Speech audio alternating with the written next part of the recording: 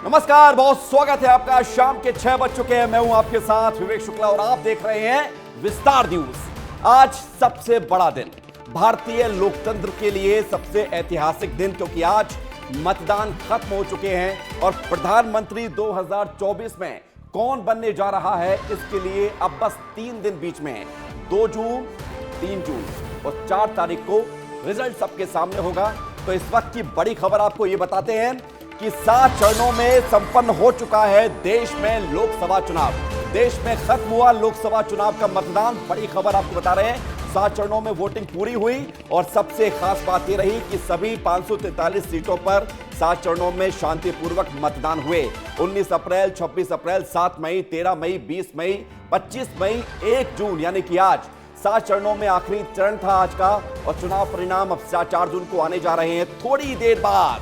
थोड़ी देर बाद exit poll सामने आने जा रहा है। वो एग्जिट पोल विस्तार न्यूज पर आप देखेंगे। हम पोल्स ऑफ द पोल करेंगे ताकि आपको ये पता चले कि एग्जिट पोल का निचोड़ क्या है। लेकिन आज का दिन बड़ा है और बड़ा इसलिए भी है क्योंकि लोकतंत्र के इतिहास में ऐसे पर हर साल नहीं आते हैं। 5 साल बाद ऐसा मौका मिलता है जब हमें आपको ये बताने का मौका मिलता है कि देश की सियासत में क्या कुछ होने जा रहा है और देश की सियासत में आपने जो बड़ी जिम्मेदारी निभाई है, क्योंकि सारा रोल है जनता का।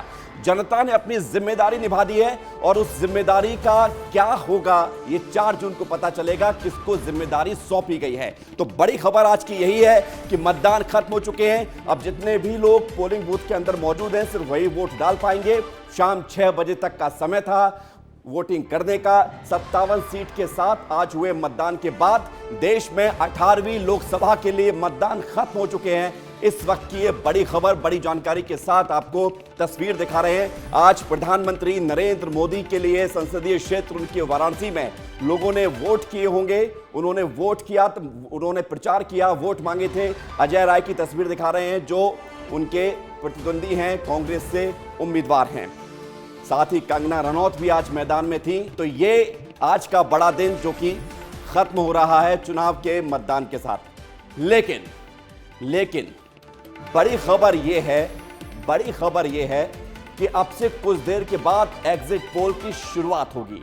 लेकिन उसके साथ साथ एग्जिट पोल से पहले विस्तार न्यूज आपको यह बताएगा कि इस पूरे 7 चरणों में कैसा चरण का चुनाव देखने को मिला, क्या कुछ इन 7 चरणों में चुनाव प्रचार के दौरान हुआ। आइए शुरुआत करते हैं और बताते हैं, एकदम से रिकॉल करते हैं इन पुराने चरणों को, 1 से लेकर आज तक के दिन जो 7 चरणों में चुनाव हुए हैं। शुरुआत करते हैं। और कहते क्या है, विकास कैसे होगा?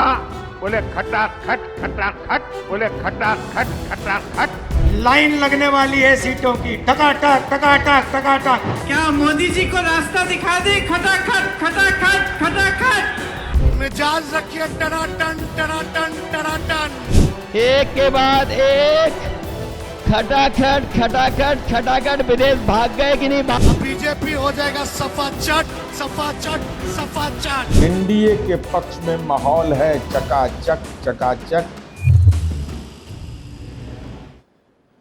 जी हाँ, तो नतीजे रहेंगे 4 जून को सबसे तेज विस्तार न्यूज पर। लेकिन सबसे बड़ी बात है कि एग्जिट पोल जिसका जिक्र हम बार बार कर रहे हैं, जरा इसके बारे में आपको हम तफसील से बताते हैं। विस्तार न्यूज पर आपको हम कोशिश करते हैं कि जो कुछ हो रहा है उसके बारे में जानकारी दी जाए। एग्जिट पोल क्या होते हैं? परिणाम से पहले परिणाम का अनुमान एग्जिट पोल कहलाता है और इसको करने का तरीका क्या है यह भी आपको बताते हैं। परिणाम से पहले परिणाम का अनुमान, मतदाताओं से राय शुमारी की जाती है, पूछा जाता है उनसे सवाल कि उन्होंने वोट किसको दिया है। आपको वो सवाल भी बताते हैं। इसको जल्दी से आगे बढ़ाते चले जाइए।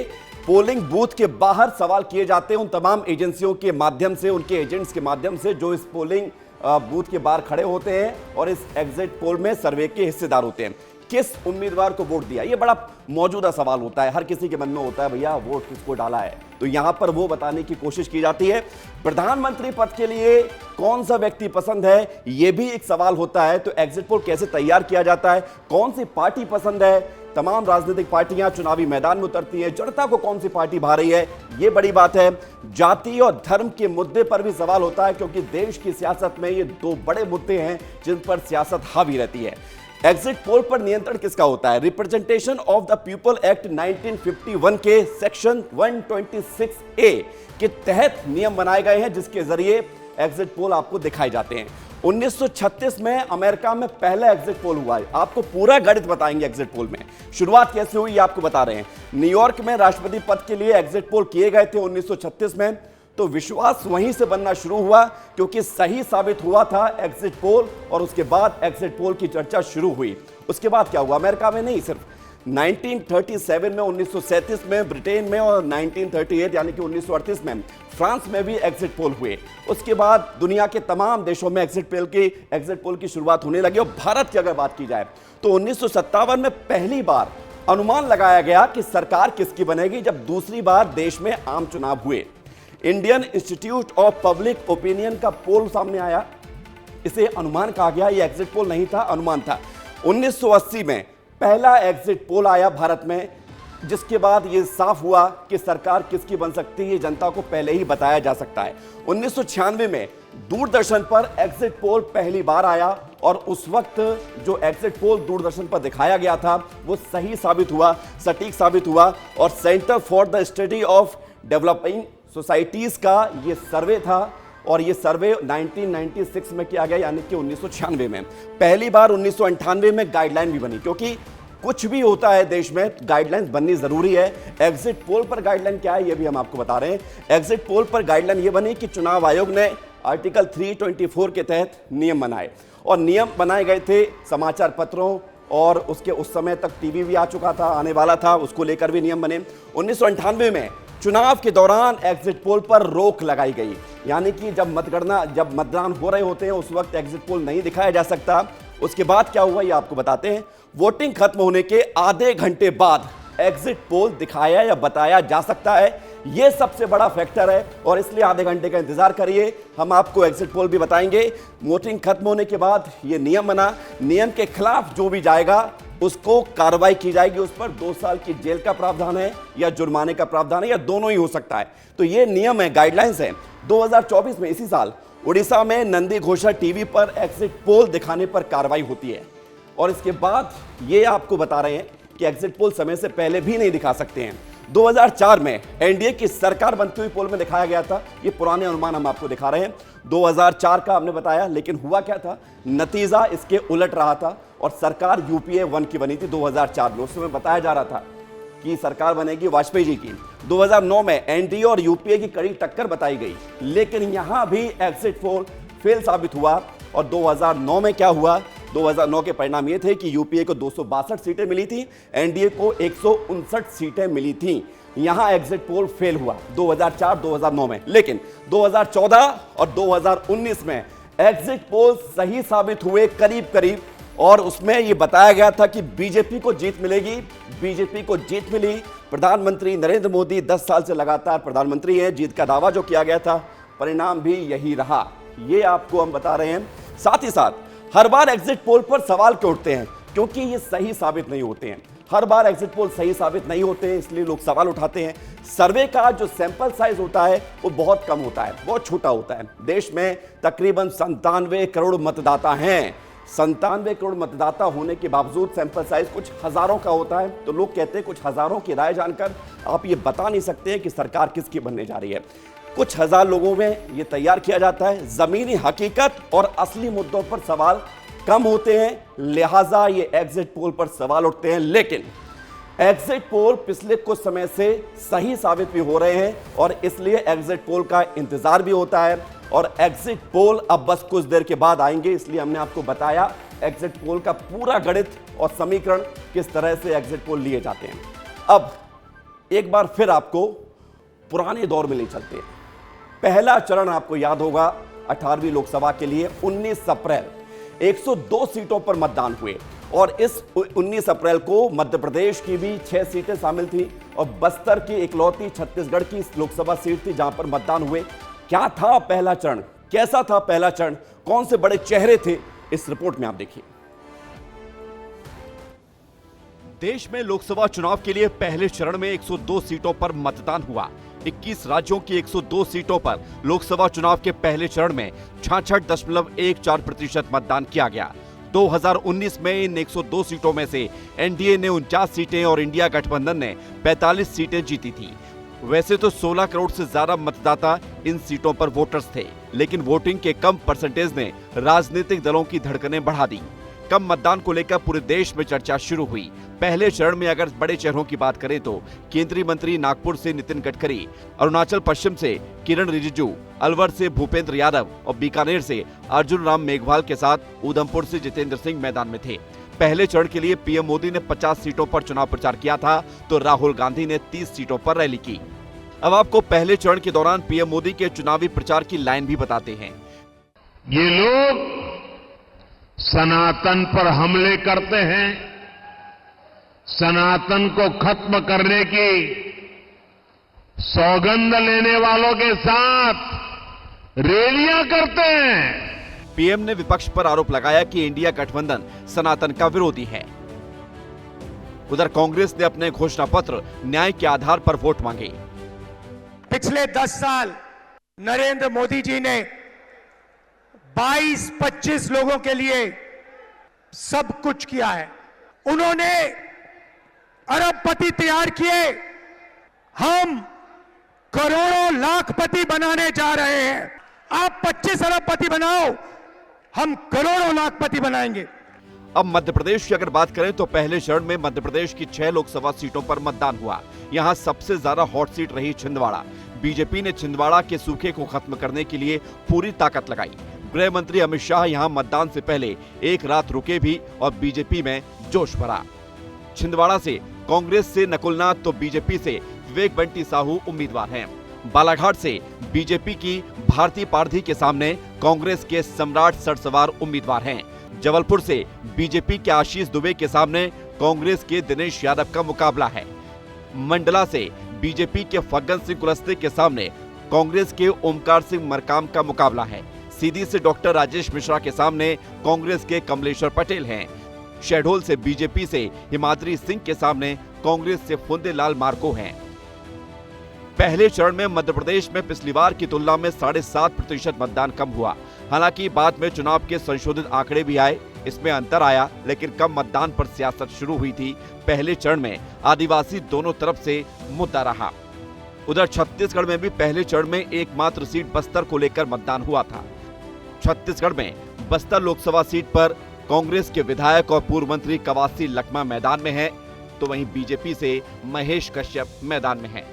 बस्तर में हुए पहले चुनाव में खास बात यह रही कि पहली बार बगैर नक्सली हिंसा के मतदान खत्म हुए। हालांकि वोटिंग के परसेंटेज में पिछली बार की तुलना में ज्यादा अंतर नहीं दिखा। ब्यूरो रिपोर्ट, विस्तार न्यूज। तो आपको याद आ गया होगा कि पहला चरण कैसा था, और पहले चरण के समीकरण को और समझने की कोशिश करते हैं। छिंदवाड़ा सबसे हाई प्रोफाइल सीट थी मध्य प्रदेश में। मुकेश तिवारी हमारे साथ जुड़ रहे हैं, साथ ही साथ बस्तर छत्तीसगढ़ की इकलौती सीट, और संजय ठाकुर हमारे साथ जुड़ रहे हैं। मुकेश, जरा आप बताइए छिंदवाड़ा का इस बार का समीकरण क्या होने जा रहा है, क्या होने जा रहा है, ये सबसे बड़ी बात है, बताइए मुकेश जी।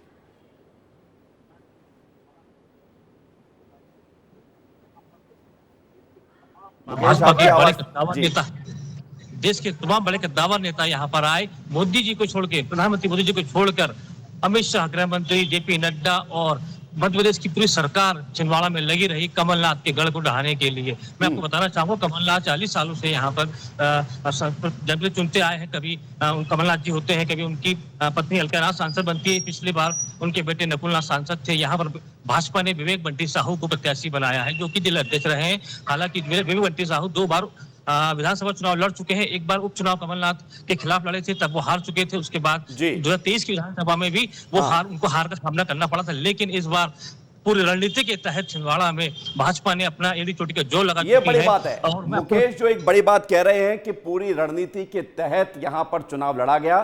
संजय, बस्तर में भी चुनाव हुआ था पहले चरण में, इकलौती सीट थी, और खबर ये सामने आई कि ये पहली मर्तबा हुआ है कि बगैर किसी नक्सली हिंसा के यहां पर चुनाव संपन्न हुआ।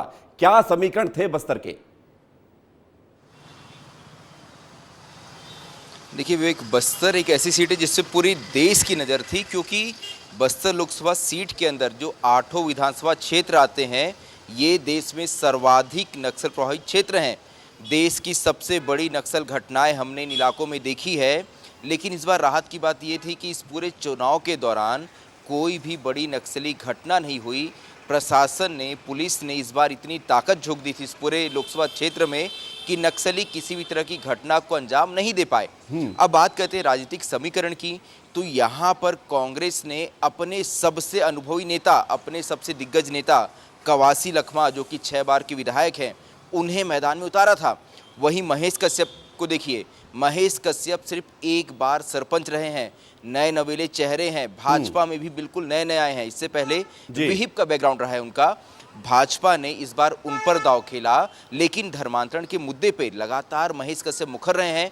तो बीजेपी की रणनीति बहुत साफ थी। बिल्कुल, रणनीति साफ थी और उसी रणनीति पर चुनाव भी संजय लड़ा गया। बहुत शुक्रिया आपका हमारे साथ जुड़ने के लिए। हम आपके पास दोबारा आएंगे जब एग्जिट पोल बताएंगे दर्शकों को, ताकि क्या कुछ और समीकरण विस्तार से आपको जानकारी दे सके। तो ये तो था पहला चरण। अब आते हैं दूसरे चरण में, क्योंकि दूसरे चरण में भी मध्य प्रदेश और छत्तीसगढ़ की तमाम लोकसभा सीटों पर वोटिंग हुई। साथ ही साथ देश में भी 13 राज्यों की 88 लोकसभा सीटों पर मतदान हुआ। कौन से बड़े चेहरे थे, प्रचार की लाइन क्या थी, किस मुद्दे पर प्रचार हो रहा था, इस रिपोर्ट में आप देखिए। दूसरे चरण के लिए देश के 13 राज्यों की 88 सीटों पर 26 अप्रैल को मतदान हुआ और इसी के साथ राजस्थान, केरल और त्रिपुरा में चुनाव खत्म हो गया। दूसरे चरण में 88 में से 18 सीटों पर बीजेपी और 8 सीटों पर कांग्रेस लगातार 3 बार जीत चुकी है। पिछली बार 56 सीटों पर एनडीए और 25 सीटों पर इंडिया गठबंधन ने चुनाव जीता था। दूसरे चरण में भी तमाम बड़े चेहरे मैदान में रहे। राहुल गांधी वायनाड से चुनाव लड़ रहे हैं, ओम बिरला कोटा से, अरुण गोविल मेरठ से, गजेंद्र शेखावत जोधपुर से, हेमा मालिनी मथुरा से, शशि थरूर तिरुवनंतपुरम से मैदान में थे। उधर दूसरे चरण के चुनाव प्रचार में प्रधानमंत्री मोदी का मंगलसूत्र वाला बयान खूब चर्चा में रहा। ये कांग्रेस का मैनिफेस्टो कह रहा है कि वो माताओं बहनों का सोने का हिसाब करेंगे, उसकी जड़ती करेंगे, जानकारी लेंगे और फिर उस संपत्ति को बांट देंगे और उनको बांटेंगे जिनको मनमोहन सिंह जी की सरकार ने कहा था कि संपत्ति पर पहला अधिकार मुसलमानों का है। भाइयों बहनों, ये अर्बन नक्सल की सोच, मेरी माताओं बहनों, ये आपका मंगलसूत्र भी बचने नहीं देंगे, यहां तक जाएंगे, मैं कहने आया हूं। उधर कांग्रेस ने भी आरक्षण को लेकर लगातार बयान दिया। संविधान से हिंदुस्तान के लोगों को अधिकार, उनकी आवाज और आरक्षण मिला है। संविधान से पहले राजा महाराजा हिंदुस्तान पर राज करते थे। अगर आज हिंदुस्तान के गरीब लोगों के पास, पिछड़ों के पास, दलितों के पास, आदिवासियों के पास अधिकार हैं, आवाज है, तो संविधान ने ये आवाज और ये अधिकार दिए हैं। मध्य प्रदेश में भी दूसरे चरण में 6 सीटों पर 26 अप्रैल को मतदान हुआ। यहां पर टीकमगढ़ से बीजेपी के उम्मीदवार वीरेन खटीक का मुकाबला कांग्रेस के पंकज अहिरवार से है। दमोह में बीजेपी के राहुल लोधी का मुकाबला कांग्रेस के तरवर सिंह लोधी से है। खजुराहो में विष्णुदत्त शर्मा का मुकाबला अन्य दल से आरवी प्रजापति से है। सतना में बीजेपी के गणेश सिंह का मुकाबला कांग्रेस से सिद्धार्थ कुशवाहा से है। रीवा में बीजेपी के जनार्दन मिश्रा का मुकाबला कांग्रेस की नीलम मिश्रा से है। होशंगाबाद में बीजेपी के दर्शन चौधरी का मुकाबला कांग्रेस के संजय शर्मा से है। दूसरे चरण में कम मतदान से निर्वाचन आयोग और राजनीतिक दलों ने बैठकों का दौर शुरू कर दिया। मध्य प्रदेश में 10% तक महिलाओं का वोट कम हुआ, जिसके बाद बीजेपी ने नई रणनीति पर काम शुरू कर दिया। उधर छत्तीसगढ़ में भी 3 लोकसभा सीटों को लेकर मतदान हुए।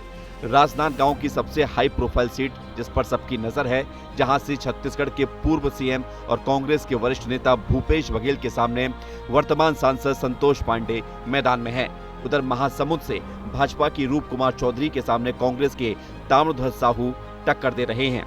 वहीं कांकेर से भाजपा प्रत्याशी भोजराज नाग के सामने कांग्रेस के वीरेश ठाकुर मैदान में हैं। ब्यूरो रिपोर्ट, विस्तार न्यूज।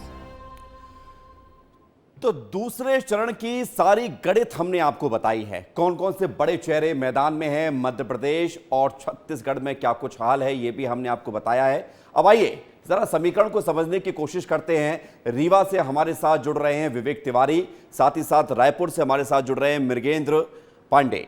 सबसे पहले मृगेंद्र, मैं आपसे शुरुआत इसलिए कर रहा हूं क्योंकि छत्तीसगढ़ में राजनांदगांव सबसे हॉट सीट थी इस दूसरे चरण में जहां पर वोटिंग हुई।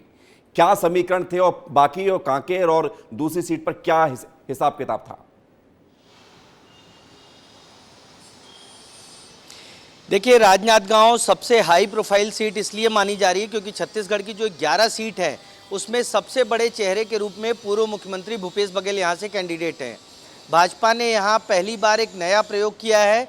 सिटिंग एमपी को एक बार फिर टिकट दिया गया। संतोष पांडे वर्तमान में सांसद हैं और उनको दोबारा टिकट दिया गया। आमतौर पे आप देखेंगे राज्य बनने के बाद कभी भी राजनांदगांव सीट पर जीते हुए कैंडिडेट को दोबारा भाजपा ने रिपीट नहीं किया और राज्य बनने के बाद से लगातार अगर एक उपचुनाव को छोड़ दिया जाए तो लगातार बीजेपी की ही जीत होती रही है। उस लिहाज से कांग्रेस ने बड़ा दांव खेलते हुए भूपेश बघेल को उतारा। यहाँ किसान और ओबीसी वोटर बहुत बड़ी संख्या में है। उसको देखते हुए कांग्रेस ने ये उम्मीद की कि उनकी जो पिछली 5 साल की सरकार थी उसने ओबीसी और कांग्रेस किसानों के लिए बहुत काम किया है। उस लिहाज से भूपेश बघेल को उतारा है। दूसरी सीट जो कांकेर है, कांकेर से बीरेश ठाकुर को उतारा गया है, कांग्रेस ने उतारा है। भोजराज नाग जो अंतागढ़ से पूर्व विधायक रहे हैं उन पर बीजेपी ने दांव खेला है। अगर पूरे 11 लोकसभा क्षेत्र की बात करें तो कांग्रेस अगर किसी एक सीट पर आश्वस्त नजर आ रही है या बीजेपी एक सीट पर संशंकित नजर आ रही है तो वो ये कांकेर लोकसभा सीट है। यहाँ बहुत ही कांटे की टक्कर है। पिछला चुनाव आप देखेंगे 2019 का तो महज 5,000 करीब 5,000 वोटों के अंतर से बीरेश ठाकुर को हार मिली थी और इस बार भोजराज नाग उनके मुकाबले हैं। महासमुंद की बात की जाए तो ओबीसी बाहुल इलाका है और यहाँ भी कांग्रेस ने अपने ओबीसी के सबसे बड़े चेहरे, क्योंकि ताम्रध्वज साहू भूपेश सरकार में गृह मंत्री थे, मुख्यमंत्री पद की दौड़ में भी शामिल थे और ओबीसी वर्ग के बड़े नेता के रूप में उनकी पहचान है, तो उनको उतारा है। उनके मुकाबले बीजेपी ने रूप कुमारी चौधरी को उतारा है जो बसना से पूर्व विधायक रही हैं। ठीक है, और यहाँ भी आप देखेंगे आपके पास और हम विवेक की तरफ रुख करते हैं। विवेक हमारे साथ भोपाल से जुड़े हुए हैं लेकिन रीवा को बहुत अच्छे से कवर करते हैं, रीवा के हमारे संवाददाता भी हैं। विवेक, जरा बताइए रीवा और दूसरे चरण में क्या कुछ देखने को मिला था जब चुनाव प्रचार हुआ था? समीकरण क्या है वहां का? बिल्कुल, दूसरे चरण के जो मतदान हुए थे तो विंध्य की 2 सीटों पर रीवा और सतना लोकसभा सीट पर मतदान हुआ था और अगर बात करें दोनों ही लोकसभा सीटों पर तो दोनों ही लोकसभा सीटों पर बीजेपी का कब्जा है। अगर रीवा की बात करें तो रीवा में 2 बार के सांसद जनार्दन मिश्रा को बीजेपी ने उम्मीदवार बनाया, तो वहीं कांग्रेस पार्टी ने नीलम अभय मिश्रा को चुनावी मैदान पर उतारा था।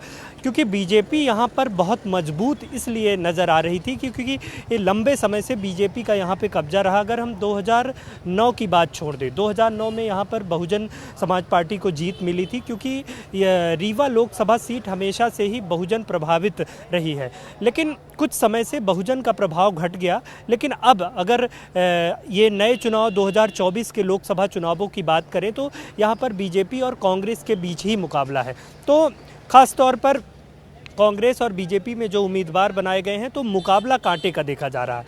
वहीं अगर सतना लोकसभा सीट की बात करें तो विंध्य की एक सीट सतना लोकसभा सीट ऐसी है जहां पर कांग्रेस ज्यादा अस्वस्थ नजर आ रही है। बिल्कुल, क्योंकि यहां पर विधानसभा चुनाव को लेकर है, ये सारा आश्वासन, ये सारी समीकरण जो आप बता रहे हैं, ये 4 जून को पता चलेगा कि किसके दावे में कितना दम है। बहुत शुक्रिया आप दोनों का हमारे साथ जुड़ने के लिए, तमाम जानकारी देने के लिए। तो विवेक हमें जानकारी दे रहे थे कि विंध्य का समीकरण क्या है, लेकिन इस बीच चुनाव से जुड़ी हुई हम आपको एक एक जानकारी और एक एक वो तस्वीर दोबारा से याद कराने की कोशिश कर रहे हैं, क्योंकि अमूमन इंसान भूल जाता है कि 4 दिन पहले क्या हुआ था।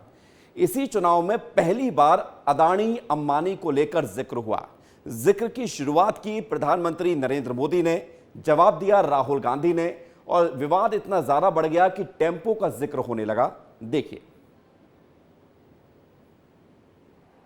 ये अंबानी अडानी से कितना माल उठाया है, काले धन के कितने बोरे भर करके रुपये मारे हैं, क्या टेम्पो भर करके नोटे कांग्रेस के लिए पहुंची है? क्या सौदा हुआ है? आपने रातों रात अंबानी, अडानी इनको गाली देना बंद कर दिया। जरूर दाल में कुछ काला है। 10 साल हजारों स्पीचें दी, अडानी अंबानी का नाम तक नहीं लिया। मगर अब भैया देखिए, जब कोई डर जाता है तो उन्हीं लोगों का नाम लेता है जो सोचता है बचा पाए। इसीलिए नरेंद्र मोदी जी ने अपने 2 मित्रों का नाम ले लिया कि भैया मुझे आके बचाओ, इंडिया गठबंधन ने मुझे घेर लिया है, मैं हार रहा हूं, मुझे बचाओ, अडानी अंबानी जी मुझे बचाओ। लेकिन हम आपको इस 1 घंटे में पूरा चुनाव फिर से याद करा रहे हैं। 7 चरणों में चुनाव हुए, 2 चरणों की सारी जानकारी हमने आपको दी और अब बारी आती है तीसरे चरण की, क्योंकि तीसरे चरण में चुनाव हुए 7 मई को, जिसमें मध्य प्रदेश की 8 सीटें थी, छत्तीसगढ़ की भी 7 सीटें थी। क्या कुछ रहा इस बार का तीसरा चरण मध्य प्रदेश और छत्तीसगढ़ को लेकर, साथ ही देश में कौन से बड़े चेहरे थे, इस रिपोर्ट को आप देखिए। 7 मई को हुए देश में तीसरे चरण के मतदान में 11 राज्यों की 93 सीटों पर वोटिंग हुई। 11 राज्य 93 सीटों पर मतदान के बाद 283 सीटों पर देश में चुनाव हो चुके थे। तीसरे चरण में गुजरात की 25 लोकसभा सीटों पर मतदान हुए। प्रधानमंत्री नरेंद्र मोदी ने भी अहमदाबाद पहुंचकर वोट किया। गुजरात के साथ ही तीसरे चरण के मतदान में देश के 19 राज्यों में वोटिंग खत्म हो गई। तीसरे चरण में देश के बड़े चेहरों की बात करें तो गांधीनगर से अमित शाह, मैनपुरी से डिंपल यादव, विदिशा से शिवराज सिंह चौहान, गुना से ज्योतिरादित्य सिंधिया और बारामती से सुप्रिया सुले की किस्मत का फैसला ईवीएम में कैद हो गया। तीसरे चरण तक आते आते चुनाव प्रचार और तीखा हो गया। प्रधानमंत्री मोदी ने मंच से कहा कि देश के पूर्व प्रधानमंत्री कहते थे कि देश के संसाधनों पर पहला हक मुसलमानों का है। क्या आपकी मेहनत की कमाई का पैसा घुसपैठियों को दिया जाएगा? आपको मंजूर है?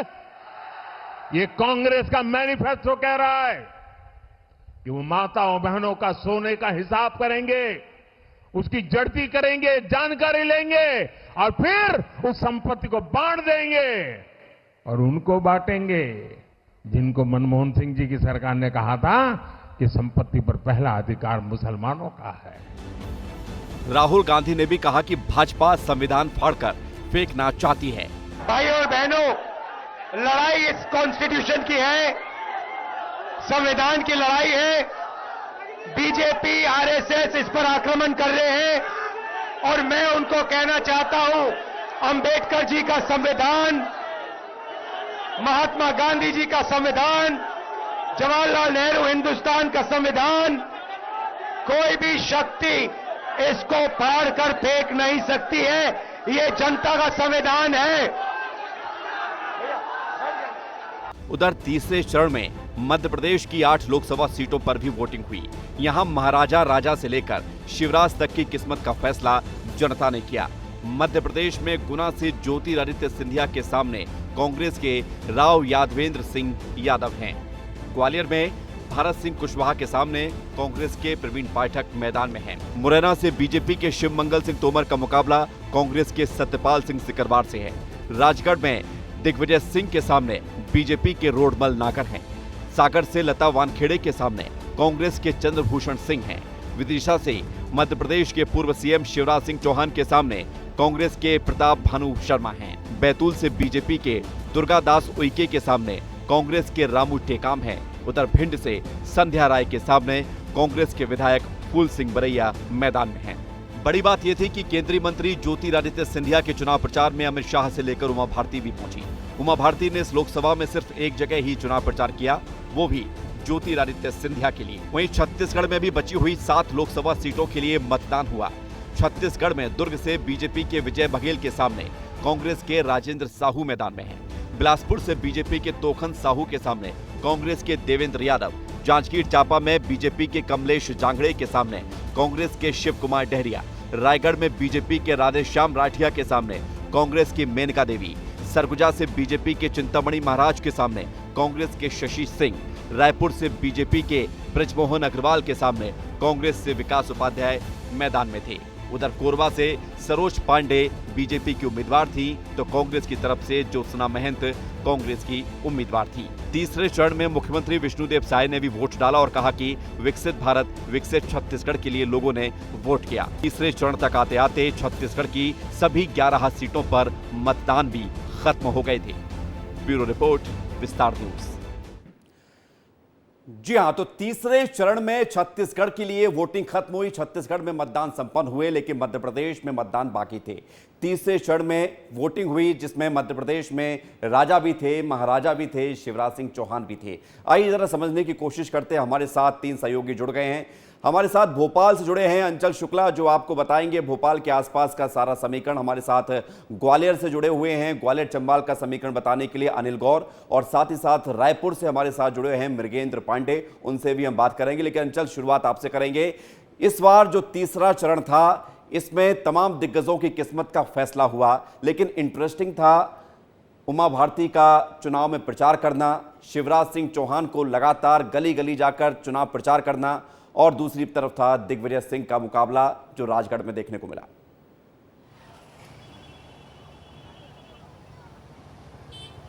देखिए विवेक, 2 पूर्व मुख्यमंत्रियों की प्रतिष्ठा दांव पर लगी है, साख दांव पर लगी हुई है। और दिग्विजय सिंह जो कि कांग्रेस से मुख्यमंत्री रहे हैं, और शिवराज सिंह चौहान विदिशा सीट से, और दिग्विजय सिंह राजगढ़ सीट से। इसके अलावा ग्वालियर की अगर भोपाल की अगर बात करें तो भोपाल से साध्वी प्रज्ञा इससे पहले सांसद रह चुकी है भारतीय जनता पार्टी से। लेकिन इस बार आलोक शर्मा जो कि मेयर भी रहे हैं भोपाल के, उनको भारतीय जनता पार्टी ने अपना प्रत्याशी बनाया था।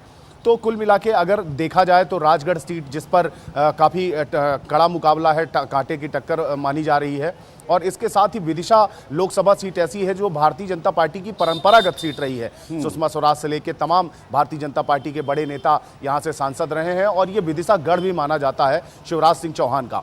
तो अब यहाँ तो सिर्फ इस बात की देखना दिलचस्प होगा कि कितने अधिक से अधिक मतों से जीतते हैं शिवराज सिंह चौहान। इसके अलावा अगर बात करें भोपाल सीट की, तो भोपाल में भी पवन श्रीवास्तव यहाँ से प्रत्याशी कांग्रेस पार्टी द्वारा बनाए गए थे, लेकिन आलोक शर्मा जो कि खाटी कार्यकर्ता हैं भारतीय जनता पार्टी के, और भारतीय जनता पार्टी का जो चुनाव प्रचार करने का तरीका होता है, विवेक आपको याद होगा पहले और दूसरे चरण के जो मतदान हुए थे उसमें मतदान प्रतिशत कितना कम रहा था, जो कि चिंताजनक रहा था। मैं उसी पर आ रहा था, इसके बाद से कि पहला और दूसरा चरण मतदान प्रतिशत कम होने के चलते चर्चा में आया था, लेकिन यहां से स्थिति थोड़ी सी सुधरनी शुरू हुई थी। अनिल, जरा बताइए, ग्वालियर चंबल संभाग में जो कुछ देखने को मिलता रहा है चुनावों में, इस बार क्या कुछ था स्पेशल जिसको लेकर हम याद करेंगे इस 2024 के चुनाव में? बिल्कुल, देखिए विवेक, 7 मई को यहाँ पर ग्वालियर चंबल अंचल में चुनाव हुआ, और सबसे खास बात यह है कि यहाँ पर कई बड़े नेताओं की प्रतिष्ठा दांव पर लगी है, जिसमें सबसे बड़ा नाम केंद्रीय मंत्री ज्योतिरादित्य सिंधिया का है। गुना से वह उम्मीदवार हैं, और सबसे खास बात यह है कि उसी सीट पर है जब 2019 में उन्हें हार का सामना करना पड़ा था। इसके साथ चाहे वो मुरैना लोकसभा सीट हो या फिर ग्वालियर लोकसभा सीट हो, भिंड लोकसभा सीट हो, इन तीनों पर जो बीजेपी ने उम्मीदवार उतारे हैं वह विधानसभा अध्यक्ष नरेंद्र सिंह तोमर के समर्थक है। तो यानी ये कहा जा सकता है कि नरेंद्र सिंह तोमर की भी साख दांव पर है, क्योंकि जिस तरीके से ग्वालियर की अगर बात करें तो ग्वालियर से बीजेपी के जो उम्मीदवार हैं भारत सिंह कुशवाहा, जो विधानसभा चुनाव हार गए थे, वो मैदान में है। वही कांग्रेस की तरफ से प्रवीण पाठक जो विधानसभा हारे हुए थे, बिल्कुल, लेकिन यहां पर जातिगत समीकरण हावी होता हुआ नजर आया था। अनिल, अब हम रुक करते हैं छत्तीसगढ़ की तरफ। मृगेंद्र, छत्तीसगढ़ में तीसरे चरण में चुनाव खत्म हो गए थे, और तीसरे चरण में सबसे ज्यादा दिलचस्प मुकाबला देखने को मिल रहा, जिसकी चर्चा हो रही थी, वो चर्चा थी कोरबा को लेकर और रायपुर को लेकर। कोरबा को लेकर लेकिन ज्यादा थी, क्या समीकरण थे? देखिए, कोरबा में कांग्रेस ने ज्योत्सना महंत को मैदान में उतारा है। ज्योत्सना महंत वर्तमान में सांसद हैं, और यहाँ से बीजेपी ने सरोज पांडे को उतारा है। दोनों महिला कैंडिडेट थी, सरोज पांडे पर बाहरी प्रत्याशी होने का और तमाम बातें आई, लेकिन यहाँ केंद्रीय मंत्री अमित शाह की सभा हुई। अमित शाह ने एक बात कही जिसको लेकर पूरा चुनाव ही पलटता नजर आया। वो ये कहा कि कोरबा से आप सरोज पांडे को जिताएं, बड़ा आदमी बनाने की जिम्मेदारी मेरी होगी। दूसरी बात आपने रायपुर की। रायपुर लोकसभा क्षेत्र ऐसी सीट थी जहां बीजेपी के किसी भी बड़े नेता ने प्रचार नहीं किया। यहाँ छत्तीसगढ़ में मंत्री हैं बृजमोहन अग्रवाल, वो कैंडिडेट हैं, लगातार 8 बार से विधायक रहे हैं और यहाँ जीत के अंतर को लेकर चर्चा हो रही है, हार जीत की बात नहीं हो रही है। बिल्कुल, यानी कि रायपुर में जीत के अंतर को लेकर चर्चा है, हार जीत को लेकर चर्चा नहीं है, लेकिन कोरबा का मुकाबला दिलचस्प हो गया। बहुत शुक्रिया आप तीनों का हमारे साथ जुड़ने के लिए और तमाम जानकारी देने के लिए। तो हम आपको तीसरे चरण को लेकर सारी जानकारी दे रहे थे और अब बारी है चौथे चरण की। जब यहां पर चुनाव हुए तो देश में आधे से ज्यादा चुनाव खत्म हो चुके थे। 10 राज्यों की 96 सीटों पर चौथे चरण में वोट डाले गए। छत्तीसगढ़ में चुनाव खत्म हो चुके थे, लेकिन मध्य प्रदेश में बाकी था। बाकी देश में विपक्ष के एक बड़े चेहरे अखिलेश यादव का भी चुनाव इस चरण में हुआ। देखिए इस रिपोर्ट को।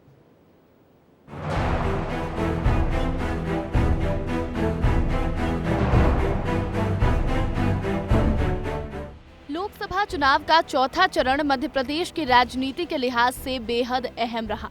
चौथे चरण में प्रदेश की 8 सीटों पर वोट डाले गए, वहीं 10 राज्यों की 96 सीटों पर मतदान हुआ। चौथे चरण के तहत ही देश के 379 सीटों पर मतदान खत्म हुआ। जरा चौथे चरण के दिग्गजों पर एक नजर डालते हैं। अखिलेश यादव, गिरिराज सिंह, शत्रुघ्न सिन्हा, असदुद्दीन ओवैसी। चौथे चरण के लिए प्रधानमंत्री मोदी ने धार और खरगोन में चुनाव प्रचार किया और बीजेपी प्रत्याशियों को जिताने की अपील की। प्रधानमंत्री मोदी ने कांग्रेस और इंडिया गठबंधन पर जमकर हमला बोला। उन्होंने लोगों को बताया कि 2024 का चुनाव अहम क्यों है। ये चुनाव देश बनाने का चुनाव है। ये चुनाव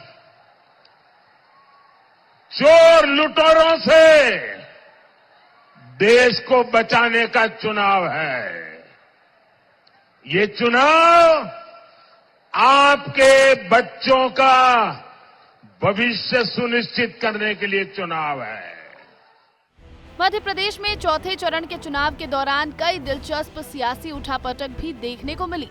इंदौर में कांग्रेस प्रत्याशी अक्षय कांति बम ने अपना पर्चा वापस ले लिया और बीजेपी में शामिल हो गए। अक्षय कांति बम के नाम वापसी के बाद कांग्रेस लोगों से नोटा को वोट करने की अपील करती नजर आई। जरा ग्राफिक्स के जरिए समझिए मध्य प्रदेश की 8 सीटों पर किन किन के बीच मुकाबला रहा। इंदौर में बीजेपी से शंकर लालवानी और कांग्रेस के उम्मीदवार ने पर्चा वापस ले लिया। तो देवास में बीजेपी से महेंद्र सिंह सोलंकी और कांग्रेस से राजेंद्र मालवीय चुनावी मैदान में रहे। रतलाम से बीजेपी की अनीता सिंह चौहान और कांग्रेस के कांतिलाल भूरिया आमने सामने थे।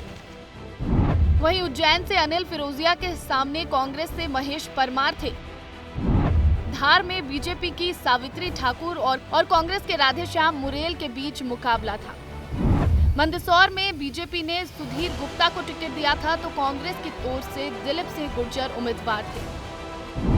खरगोन में बीजेपी ने गजेंद्र सिंह पटेल को चुनावी मैदान में उतारा था तो कांग्रेस के पोल लाल खट्टे उम्मीदवार रहे।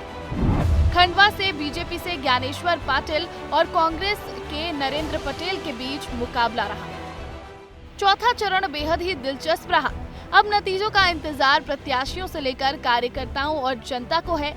4 जून को नतीजे आएंगे और तब पता चलेगा कि जनता ने किसके वादों पर एतबार किया है। ब्यूरो रिपोर्ट, विस्तार न्यूज। तो चौथे चरण तक आते आते चुनाव ने रफ्तार पकड़ ली थी। मुद्दे भी बहुत सारे निकलकर सामने आ रहे थे, लेकिन मध्य प्रदेश के लिए यह आखिरी चरण था मालवा क्षेत्र में, और मालवा क्षेत्र में वोट होते ही यह चरण भी समाप्त हो गया मध्य प्रदेश के लिए। संतोष कृष्णानी हमारे साथ जुड़ रहे हैं, सीधे उनकी तरफ रुख करते। संतोष, चौथे चरण में उज्जैन में भी मतदान हुआ, जो कि मुख्यमंत्री डॉक्टर मोहन यादव का क्षेत्र है। साथ ही साथ मालवा की तमाम 8 सीटों पर मतदान हुआ। क्या समीकरण था उज्जैन का? बिल्कुल, मालवा का समीकरण ही पूरी सरकार बनाता है और मालवा का इसीलिए सबसे ज़्यादा लोकप्रिय है भी है, क्योंकि अगर राजनीति की शुरुआत होती है सबसे पहले बाबा महाकाल से आशीर्वाद लेकर ही यहीं से शंखनाद किया जाता है। और जैसे चौथे चरण का जो चुनाव हो रहा था, सबसे ज़्यादा ट्विस्ट तब देखने को मिला जब इंदौर में कांग्रेस के जो लोकसभा प्रत्याशी अक्षय बम को मैदान में उतारा था कांग्रेस ने, तो उन्होंने चुनाव लड़ने से ही इनकार कर दिया और जाकर सीधे बीजेपी की गोद में जाकर बैठ गए। तो वहीं से पूरा जो ट्विस्ट है वो एक तरफा होने लगने लगा गया। लेकिन बात करें उज्जैन की, तो उज्जैन में जिस प्रकार अनिल फिरोजिया वर्सेस महेश परमार की जो भिड़ंत है, उसमें भी कहीं ना कहीं चौंकाने वाले परिणाम भी आ सकते हैं। लेकिन एक तरफा जिस प्रकार प्रदेश के मुख्यमंत्री डॉक्टर मोहन यादव ने यहाँ पर अपना मोर्चा संभाला था, जगह जगह जाकर रोड शो किए, आम सभाएं ली, तो कहीं ना कहीं बीजेपी के मोर्चा संभाला था खुद मुख्यमंत्री ने। बहुत शुक्रिया आपका हमारे साथ जुड़ने के लिए। और खुद यहां पर मुख्यमंत्री लगातार घर घर जाकर मतदाता पर्ची बांटते हुए भी नजर आए थे। अब बात करेंगे 5वें चरण की, क्योंकि 20 मई को 5वां चरण हुआ था और 8 राज्यों की 49 सीटों पर मतदान हुआ था। ये सबसे छोटा चरण था, देखिए आप इसको। लोकसभा चुनाव 2024 के 5वें चरण में सबकी नजरें सबसे ज्यादा उत्तर प्रदेश की सीटों पर टिकी हुई थी, क्योंकि इस चरण में रायबरेली से राहुल गांधी, अमेठी से स्मृति ईरानी, तो वहीं लखनऊ से राजनाथ सिंह चुनावी मैदान में थे। 5वें चरण के साथ ही देश की 428 सीटों पर मतदान खत्म हो गया। तो चलिए जरा एक नजर 5वें चरण के दिग्गजों पर डाल लेते हैं। 5वें चरण में बहुत से बड़े सियासी दिग्गज चुनावी मैदान में थे। इनमें राहुल गांधी, स्मृति ईरानी, राजनाथ सिंह, कर्णभूषण सिंह, उमर अब्दुल्ला, पीयूष गोयल, रोहिणी आचार्य, राजीव प्रताप रूडी और चिराग पासवान शामिल हैं। 5वें चरण के मतदान से पहले बीजेपी के दिग्गजों का फुल फोकस उत्तर प्रदेश पर रहा। इस दौरान पीएम मोदी ने अपनी सभाओं में कहा कि सपा और कांग्रेस बुलडोजर चलाकर रामलला को टेंट में वापस भेज देगी। सपा कांग्रेस वाले सरकार में आए तो रामलला को फिर से टेंट में भेजेंगे और मंदिर पर बुलडोजर चलवा देंगे। पीएम मोदी के अलावा मध्य प्रदेश के सीएम डॉक्टर मोहन यादव ने भी उत्तर प्रदेश में जनसभाएं और रोड शो किए। गांधी परिवार लगातार रायबरेली में चुनाव प्रचार करती नजर आई। इस दौरान सोनिया गांधी भावुक भी हो गईं और उन्होंने कहा कि मैं अपना बेटा आप लोगों को सौंप रही हूं। मैं आपको अपना बेटा सौंप रही हूं, अपना बेटा सौंप रही हूं, जैसे आपने मुझे अपना माना। चलिए अब आपको हम बताते हैं कि 5वें चरण में मतदान प्रतिशत कैसा रहा। 5वें चरण में कुल मतदान प्रतिशत 62.20% रहा, जिसमें महिला वोटर्स की भागीदारी 61.48% रही, तो वहीं पुरुष वोटर्स 63% की आबादी में मतदान करने पहुंचे। ट्रांसजेंडर्स का मतदान प्रतिशत 21.96% रहा। वैसे तो 5वां चरण बेहद ही दिलचस्प रहा। अब प्रत्याशियों के भाग्य का फैसला 4 जून को नतीजों के साथ हो जाएगा। ऐसे में सभी की नजरें 4 जून पर टिकी हैं कि आखिर कौन जनता के दिल और देश पर राज करता है। ब्यूरो रिपोर्ट, विस्तार न्यूज। और आइए इस बीच एक बड़ी खबर बता रहे हैं एग्जिट पोल को लेकर। रिपब्लिक भारत का एग्जिट पोल आ गया है। बड़ी जानकारी, एग्जिट पोल आने शुरू हो चुके हैं और हमने आपसे कहा था कि विस्तार न्यूज आपको एक एक एग्जिट पोल बताएगा। रिपब्लिक भारत में एग्जिट पोल जो आया है वो एनडीए को बढ़त मिलता हुआ दिखाई दे रहा है। एनडीए को 353 से 368 सीटें मिलने का अनुमान है। इंडिया गठबंधन को 118 से 133 सीटें मिल सकती हैं और अन्य की बात की जाए यानी कि दूसरे दलों की तो 43 से 48 सीटें मिल सकती हैं। यानी कि सबसे बड़ी खबर ये एक बार फिर से मोदी सरकार बनने जा रही है, ऐसा एग्जिट पोल में बताया जा रहा है। और रिपब्लिक भारत का ये एग्जिट पोल, आर भारत का एग्जिट पोल, जिसमें हम आपको बता रहे हैं 43 से 48 सीटें मिलने का अनुमान है दूसरी पार्टियों को, लेकिन बीजेपी एनडीए को 353 से 368 सीटें मिल सकती हैं। बड़ी बात इसमें दो हैं। पहली ये कि 400 पार नहीं होता हुआ दिख रहा है एनडीए, 400 पार नहीं हो रहा है एनडीए, ऐसा एग्जिट पोल में है। दूसरी बड़ी बात यह है कि सरकार कांग्रेस या इंडिया गठबंधन नहीं बना पा रही है। तो दो बड़ी बातें आपको बता रहे हैं, 400 पार से दूर है एनडीए और कांग्रेस सरकार बनाने से दूर है। लेकिन मोटा मोटा जो बड़ा है इसमें जानकारी के तौर पर वो ये है कि एनडीए की सरकार एक बार फिर से बनने जा रही है। एग्जिट पोल के नतीजे आने लगे हैं। रिपब्लिक भारत पर आपको एग्जिट पोल के नतीजे दिखा रहे हैं, साथ साथ इंडिया न्यूज का भी दिखाएंगे आपको। इंडिया न्यूज का एग्जिट पोल ये है कि एनडीए को 371 सीटें मिल सकती हैं और इंडिया गठबंधन को 125 सीटें। एनडीए को 371 सीटें, ये इंडिया न्यूज का एग्जिट पोल है। यहां पर भी बीजेपी या एनडीए 400 पार नहीं जा रही है, लेकिन सरकार बना रही है फुल मेजॉरिटी के साथ। और साथ ही साथ इंडिया गठबंधन 125 सीटों पर सिमट कर रह जा रही है। इंडिया गठबंधन सरकार नहीं बना पा रही है। तो दो बातें यहां पर भी मोटे तौर पर आप जानिए कि सरकार फिर से मोदी सरकार बन रही है, बीजेपी की सरकार बनती हुई दिख रही है, लेकिन इंडिया गठबंधन के जो उम्मीदें हैं उस पर पानी फिरता हुआ दिख रहा है। सिर्फ 125 सीटें हैं, पूरे इंडिया गठबंधन की सिर्फ 125 सीटें 543 में से मिलती हुई दिख रही हैं। ये इंडिया न्यूज का एग्जिट पोल है। हम आपको एक एक सर्वे एजेंसी और उससे जुड़े हुए न्यूज चैनल के एग्जिट पोल दिखा रहे हैं ताकि आपको ये पता चले कि यहां पर सिंगल स्क्रीन पर आपको 10 टीवी देखने की जरूरत नहीं है। आप विस्तार न्यूज देखिए और यहां पर सिंगल स्क्रीन पर हम आपको 10 टीवी का पूरा एग्जिट पोल दिखाएंगे। एनडीए को 371 सीटें यहां पर इंडिया न्यूज बता रहा है और 125 सीटें सिर्फ कांग्रेस या इंडिया गठबंधन को मिलती हुई दिख रही हैं। ये एग्जिट पोल बता रहा है कि फिर से मोदी सरकार बनने जा रही है। बड़ी खबर, बड़ी जानकारी आपको हम बताते चले कि इंडिया गठबंधन सरकार नहीं बना पा रही। एग्जिट पोल में किसी भी एग्जिट पोल में अब तक सामने नहीं आया है।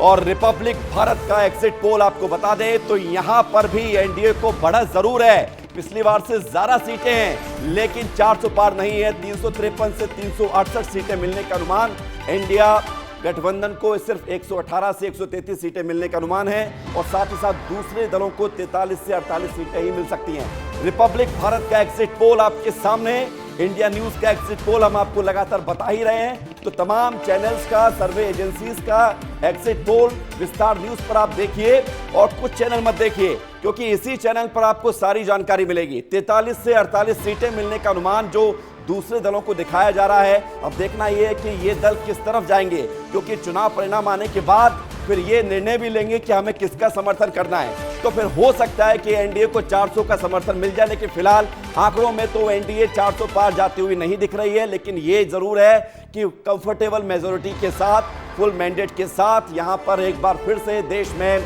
मोदी सरकार बनने जा रही है। चुनाव खत्म हो चुका है, 7 चरणों में मतदान हो चुके हैं, लेकिन एनडीए को 353 से 368 सीटें मिलने का अनुमान है। ये रिपब्लिक भारत का जो है और साथ ही इंडिया न्यूज का एग्जिट पोल है और साथ ही साथ 125 सीटें, सिर्फ 125 सीटें एग्जिट पोल में इंडिया गठबंधन को मिल रही हैं इंडिया न्यूज के।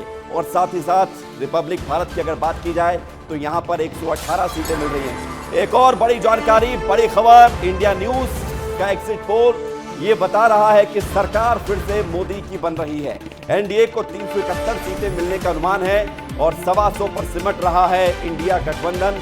47 सीटें अन्य के खाते में जाती हुई दिख रही हैं, जो ये बताने के लिए पर्याप्त है कि लाख यहां पर वादे किए गए लेकिन उन वादों का असर जनता पर शायद नहीं हुआ है क्योंकि एग्जिट पोल तो यही बता रहा है कि कांग्रेस या इंडिया गठबंधन के जो दावे थे, जो वादे थे और जो लोगों के बीच ये मैसेज दिया गया कि बीजेपी आएगी तो संविधान बदल दिया जाएगा, आरक्षण खत्म कर दिया जाएगा, लेकिन इन दावों पर जनता ने यकीन नहीं किया है। और अब खबर ये है कि फिर से मोदी सरकार बनने जा रही है, फिर से एक बार बीजेपी एनडीए गठबंधन की सरकार होने जा रही है। कांग्रेस सिमटती हुई नजर आ रही है, इंडिया गठबंधन पूरा का पूरा गठबंधन, तमाम राजनीतिक दल, 18 से ज्यादा पॉलिटिकल पार्टी यहां पर मिलकर चुनाव लड़ी थी इंडिया गठबंधन में और ये दावा किया गया था कि हम सब एक हो जाएंगे तो फिर बीजेपी और एनडीए को हरा देंगे। लेकिन एग्जिट पोल ये बता रहा है कि ऐसा हुआ नहीं है और ना ऐसा होने जा रहा है क्योंकि जनता ने नकार दिया है इंडिया गठबंधन को।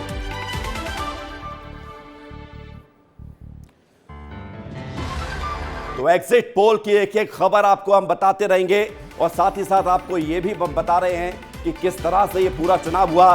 6वां चरण, 7 राज्यों की एक केंद्र शासित प्रदेश की 58 लोकसभा सीटों पर वोटिंग हुई थी 25 मई को। बड़े चेहरे कौन से थे, कैसा था ये चरण, इस रिपोर्ट में आप देखिए। 25 मई को हुए छठे चरण में यूपी की 14, हरियाणा की 10, बिहार और पश्चिम बंगाल की 8, दिल्ली की 7, उड़ीसा की 6, झारखंड की 4 और जम्मू कश्मीर की 1 सीट पर वोटिंग हुई। इस चरण में भी पीएम मोदी ने कई ताबड़तोड़ दौरे किए। पीएम ने बिहार के पाटलिपुत्र में कहा कि इंडिया अलायंस को वोट बैंक की गुलामी करनी है तो करे, उन्हें वहां जाकर मुजरा करना है तो वो भी करे, पर मैं SC ST और OBC आरक्षण के साथ डट कर खड़ा हूं और खड़ा रहूंगा। इंडिया अलायंस को अपने वोट बैंक की गुलामी करनी है तो करें, उनको वहां जाके मुजरा करना है तो भी करें। पीएम के इस बयान पर कांग्रेस नेता प्रियंका गांधी ने तीखा पलटवार करते हुए कहा कि परिवार के मुखिया को कभी आंखों की शर्म नहीं खोनी चाहिए। प्रधानमंत्री पद का पूरा देश आदर करता है, हम भी आदर करते हैं। आपकी आस्था, आपकी आशाएं मोदी जी से एक समय में जुड़ी हुई थी। क्या मोदी जी की जिम्मेदारी नहीं बनती कि वो पद की गरिमा रखे, पद की मर्यादा रखे? आज जिस तरह से वो बोल रहे हैं, अफसोस की बात यह है बहनों और भाइयों कि इनकी असलियत दिखाई देने लगी है। छठे चरण में मनोहर लाल खट्टर, मनोज तिवारी, कन्हैया कुमार, महबूबा मुफ्ती, मेनका गांधी, राज बब्बर जैसे कई दिग्गज चुनावी मैदान में थे। 2024 में छठे चरण में जिन सीटों पर चुनाव हुए, 2019 में उनमें से 40 सीटों पर बीजेपी और एनडीए ने जीत हासिल की। लिहाजा छठा चरण सत्ता पक्ष और विपक्ष दोनों के लिए प्रतिष्ठा का सवाल बना हुआ था। मनोहर लाल खट्टर, मनोज तिवारी, कन्हैया कुमार, महबूबा मुफ्ती, मेनका गांधी, राज बब्बर, धर्मेंद्र प्रधान, संबित पात्रा, नवीन जिंदल। एक नजर इस चरण में हुई वोटिंग प्रतिशत पर डाल देते हैं। कुल मतदान 63.37%, महिला वोटर्स 61.95%, पुरुष वोटर्स 64.95%, ट्रांसजेंडर्स 18.67%। छठे चरण के साथ ही देश की 486 सीटों पर मतदान संपन्न हुआ और इसी के साथ ही राजनीतिक पार्टियां भी आखिरी चरण के रण की तैयारी में जुट गईं। लेकिन प्रत्याशियों को 4 जून का इंतजार है, जब उनकी हार जीत का फैसला होगा। ब्यूरो रिपोर्ट, विस्तार न्यूज।